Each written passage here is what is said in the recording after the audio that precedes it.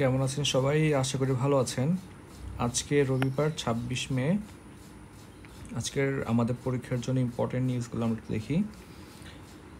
আচ্ছা, এর বাইরে আজকে হেডলাইনটা দেখি আমরা। তৃতীয় চেষ্টায় হত্যা, লাশ পাওয়া যায়নি 13 দিনেও। আমাদের জন্য ইম্পর্টেন্ট হচ্ছে আপনার ইকোনমিক্স বা অর্থনীতি সম্পর্কিত নিউজগুলো দেখেন। অর্থনীতির অধিকাংশ সূচক হচ্ছে নিম্নমুখী। ডলারের দাম বেড়েছে ঋণের সুদের হার, একই সঙ্গে বেড়েছে ব্যবসা বাণিজ্যের খরচ, পাশাপাশি মুদ্রাস্ফীতির চাপে সাধারণ মানুষ। ভালো দিক বর্তমানে আছে প্রবাসী আয়, একটা ঊর্ধ্বমুখী আছে এবং কর আদায়।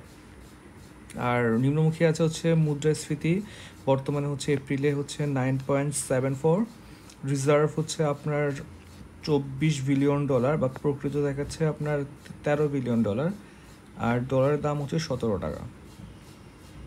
ঘূর্ণিঝড় রিমাল এগিয়ে আসছে, দেখতে পাচ্ছেন। এটা হচ্ছে মোটামুটি চিটগং বা কক্সবাজারে দেখে ওটা ইম্প্যাক্ট ফেলবে না, বাট সুন্দরবন বা এই সাইডটাতে বেশি ঝামেলা হবে আর কি। পরের পেজে যাই আমরা। পরের পেজে দেখি আমরা কি কি ইম্পর্টেন্ট দেখেন। ওই যে রিমাল হচ্ছে রিমালের অর্থ হচ্ছে বালু এবং নামটি ওমানের দেওয়া। আর গতিবেগ যদি ঝড়ের গতিবেগ যদি বাতাসের গতিবেগ যদি আপনার 88 কিলোমিটারের মতো হয়, ঠিক আছে, তাহলে হচ্ছে সেটাকে বলা হচ্ছে ঘূর্ণিঝড় বা ট্রপিক্যাল সাইক্লোন বলা হয়। এগুলো হচ্ছে খুবই ইম্পর্ট্যান্ট, মানে ইম্পর্ট্যান্ট বলতে বোঝাচ্ছে আপনারা লিখে রাখতে পারেন যে দু একটা ডেটা আর কি, যদি পরীক্ষা কখনো চলে আসে আর কি। যেমন 62 থেকে 88 হলে হচ্ছে সেটা ট্রপিক্যাল সাইক্লোন, কিংবা হচ্ছে আপনার 118 থেকে 219 হইলে সেটা হচ্ছে আপনার অতি প্রবল ঘূর্ণিঝড় বলা হচ্ছে, আর 200 হলে সুপার সাইক্লোন বলা হচ্ছে, ঠিক আছে। জাস্ট 3টা রেঞ্জ লিখে রাখা যায় আর কি। যাই হোক, আমরা দেখলাম যে ওই যে প্রথম পেজে দেখে আসলাম অর্থনৈতিক যে ইস্যুগুলা, সেখানে আমরা দেখি যে ডলার সংকট কাটাতে আমদানি নিয়ন্ত্রণের পথে হাঁটে বাংলাদেশ ব্যাংক। এতে বেসিক্যালি হচ্ছে আপনার আমদানি ব্যয় কমে গেলেও শিল্পের মূলধনী যন্ত্রপাতি, কাঁচামাল, মধ্যবর্তী পণ্য, ঠিক আছে, আপনার আমদানি কমে যায়। 2022 সালে মার্চের আমদানি খরচ ছিল 772, আর হচ্ছে যা 1 বছর পরে হয়েছে আপনার 2 বছর পরে হয়েছে আপনার 608। কিন্তু এখানে যে ঝামেলাটা হয়েছে যে আমরা যেগুলো হচ্ছে এক্সপোর্ট করি, সে এক্সপোর্ট করার জন্য যে গুডসগুলো আমাদের প্রয়োজন, র মেটেরিয়ালগুলো আমাদের প্রয়োজন হয়, সেগুলো কিন্তু ইম্পোর্ট করা লাগে। এখন আপনি যদি ইম্পোর্ট অফ করে দেন বা কমায় দেন, তখন আপনি বেসিক্যালি র মেটেরিয়াল কমে যাচ্ছে। র মেটেরিয়াল কমে গেলে প্রোডাক্ট প্রডিউস কম হচ্ছে, প্রোডাক্ট প্রডিউস কম হলে আলটিমেটলি এক্সপোর্ট কমে যাচ্ছে। মানে আপনি বাংলাদেশের সমস্যাটা এখন এমন একটা ক্রিটিক্যাল সিচুয়েশনে পড়ে গেছে যে ইম্পোর্ট করার হচ্ছে টাকা কমে গেছে।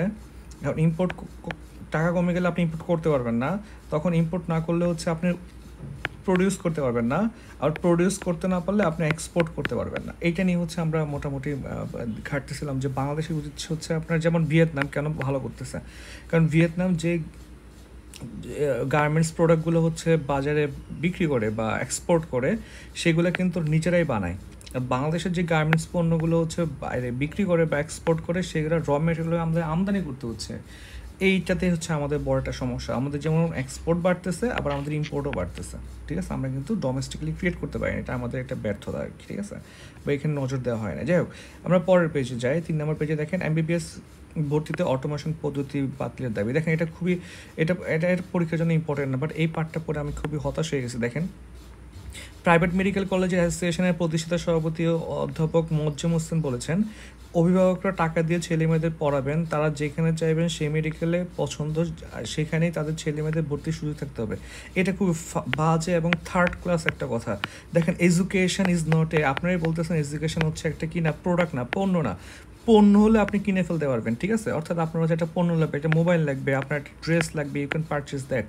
কিন্তু এডুকেশন হচ্ছে আপনি বলতেছেন এটা পণ্য না, আমাদের বাচ্চাদেরকে ফ্রিতে পড়ানো লাগবে, সরকার হচ্ছে প্রচুর ভর্তুকি দিচ্ছে, আবার আপনি চাচ্ছেন যে প্রাইভেটে হচ্ছে ইচ্ছা মতো পড়াবে আর কি, এখানে কোনো রুলস থাকা যাবে না। এটা পুরো বাজেট অ্যাবসার্ড একটা স্টেটমেন্ট আর কি, মানে এটা প্রফিটেবল স্টেটমেন্ট। দেখেন, মেডিকেল কলেজগুলো হচ্ছে 15 থেকে 20 লাখ 30 লাখ টাকাও নিচ্ছে পোলাপানদের কাছ থেকে। কেন ভাই? ওরা তো এত টাকা খরচ করতেছে না, ওরা হচ্ছে এই টাকা দিয়ে পার্সোনালি প্রফিট কামাচ্ছে, তো এত টাকা কেন নিবে ওরা, ঠিক আছে। এবং হচ্ছে এইখান থেকে যে প্রোডাক্টগুলো বেরোচ্ছে, মেডিকেল স্ট্রেংগুলো বেরোচ্ছে, তারাও ভালো করতে পারতেছে না, কিংবা কেরিয়ার সুইচ করতেছে, গতকাল পত্রিকায় আমরা পড়লাম। তাহলে সেটা মূল দায় কিন্তু হচ্ছে এই যে এটাকে একটা বিজনেস বানায় ফেলা হয়েছে। এই পুরোটা হচ্ছে গভর্নমেন্টের এবং হচ্ছে স্বাস্থ্য অধিদপ্তর এবং মন্ত্রণালয়ে কন্ট্রোল করতে হবে যে আসলে কোথায় পড়তেছে, কী পড়তেছে, পড়ার মান কেমন, এবং পরবর্তীতে ওই স্টুডেন্টগুলোকে ফলো আপ করা লাগবে তারা আসলে কোন প্রফেশনে যাচ্ছে। ঠিক আছে, যে দেখেন গুলশান লেকের জায়গা ভরাট, এই যে আমাদের হচ্ছে অনেক সুন্দর সুন্দর কথা বলে ইয়াতে এসে ক্যামেরার সামনে এসে আমাদের দুই সিটি কর্পোরেশনের মেয়ররা, অথচ গুলশানের লেক ভরাট করে ফেলতেছে, কোনো খবর নাই।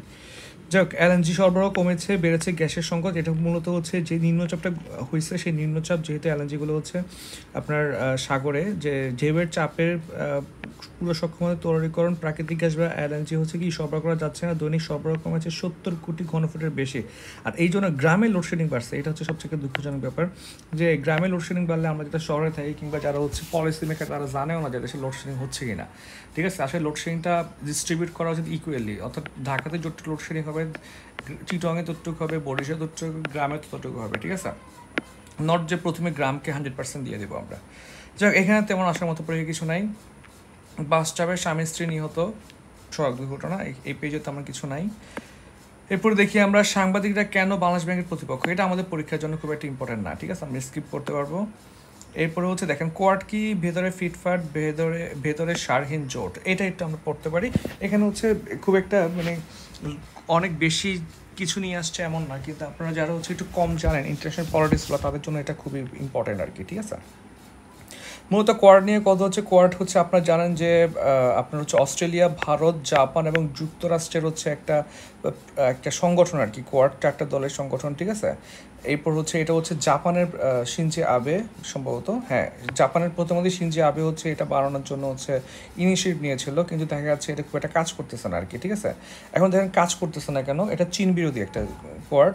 কাজ না করার কারণ হচ্ছে যুক্তরাষ্ট্রের পররাষ্ট্র বিষয়ক অগ্রাধিকারের পরিবর্তন এসেছে। ঠিক আছে, অর্থাৎ ওকে এখন বেশি মাথা কামাতে হচ্ছে আপনার ইউক্রেন যুদ্ধ এবং হচ্ছে ইসরায়েল যুদ্ধ নিয়ে। ঠিক আছে, এখন এই সেক্টরে ওদের মাথা কামানো কম, এবং মাথা কামানো কম শুধু এটাই না, সাথে করে দেখেন ইউক্রেনকে 6,880 কোটি মানে $6,000 কোটি কী দিছে আপনার অনুদান দিচ্ছে ইউএসএ, কিন্তু তাইওয়ানকে দিচ্ছে মাত্র $810 কোটি, মানে ইউএসএর পুরোপুরি আপনার কনসেন্ট্রেশন এখন ইসরায়েল এবং ইউক্রেনে শিফট করা লাগছে, কিচ্ছু করার নাই।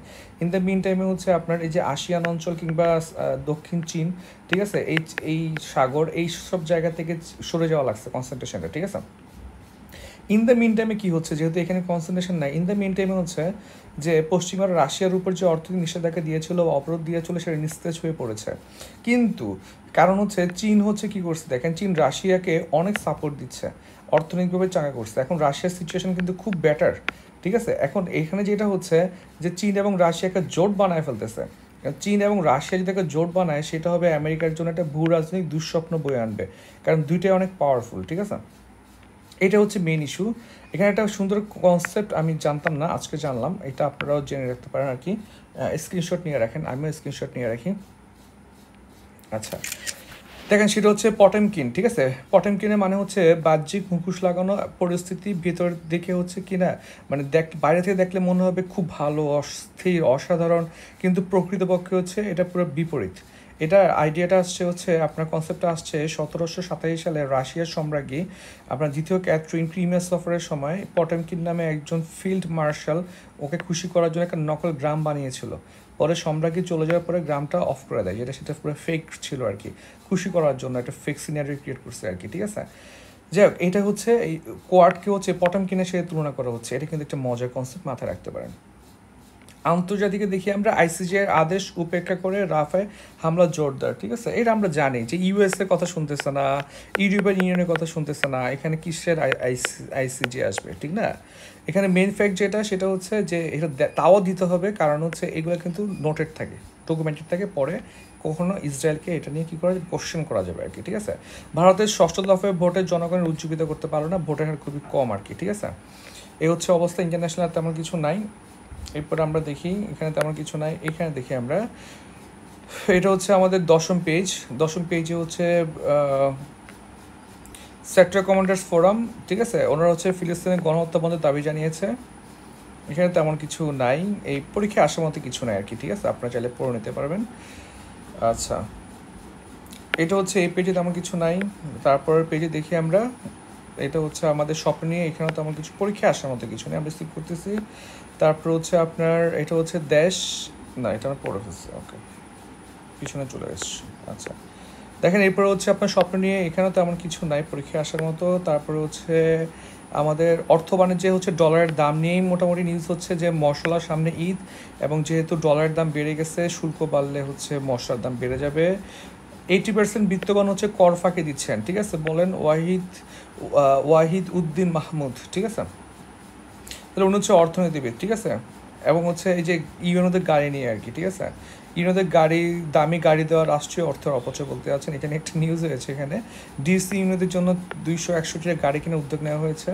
একটা গাড়ির দাম হচ্ছে 1,46,00,000 টাকা, দাম খরচ পড়বে 382 কোটি টাকা আর কি, ঠিক আছে। এগুলো পরীক্ষাটা ইম্পর্টেন্ট না ইউনো হয়, আমরা সামনে আগাই।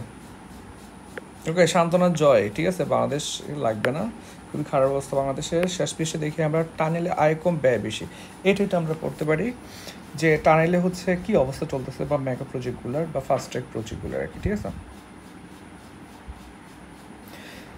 দেখেন টানেলে হচ্ছে আপনার গড়ের দিনে আয় হচ্ছে আপনার 11,80,000 টাকা, অর্থাৎ প্রায় 12 লাখ টাকা, আর ব্যয় হচ্ছে 37 লাখ টাকা, অর্থাৎ প্রায় 25 লাখ টাকা পার ডে লস হচ্ছে আর কি, ঠিক আছে। বর্তমানে গাড়ি চলতেছে গড়ে 4,500-এর কিছু বেশি, এটা নোট করে রাখতে পারেন, ঠিক আছে। কিন্তু পূর্বাভাস ছিল 16,000 চলবে আর কি, এটা ঝামেলা হচ্ছে। এবং যদি এখানে টাকা ইনকাম না হয় তাহলে গভর্নমেন্টকে সাবসিডাইজ করা লাগবে, ঠিক আছে।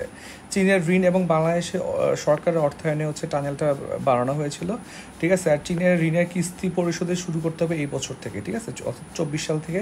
আয় কম হয় রক্ষণাবেক্ষণ ব্যয় অন্যান্য সেতুর আয়ের থেকে মেটাতে হবে, অথবা হচ্ছে কি সাবসিডাইজ করা লাগবে, ঠিক আছে। এরপর হচ্ছে টানেলের এক পাশে বিভিন্ন গন্তব্যে যাওয়ার সড়ক প্রশস্ত করা হয়নি, এটা নিয়ে হচ্ছে এটি দেখি আমরা, এখানে নিয়ে আসছে সড়ক অপ্রশস্তকরণ, অর্থাৎ গাড়ি বের হইলো বুঝলাম, এরপরে তো যাবে, এখন এই সড়কগুলো হচ্ছে কী করেন প্রশস্ত করা হয় নাই, তো আলটিমেটলি হচ্ছে মানুষ এটা খুব একটা ইউজ করে আগাইতে পারতেছে না আর কি, ঠিক আছে। এটা যে যদি কর্ণফুলী নদীতে ঝুলন্ত সেতু করা হতো তাহলে অনেক খরচ কম হতো, এটা বলতেছে আর কি, ঠিক আছে। যাক এখানে তেমন কিছু নেয় পরীক্ষা আসার মতো আর কি, ঠিক আছে। এই হচ্ছে আজকের পত্রিকা, সবাইকে অসংখ্য ধন্যবাদ, ভালো থাকবেন সবাই।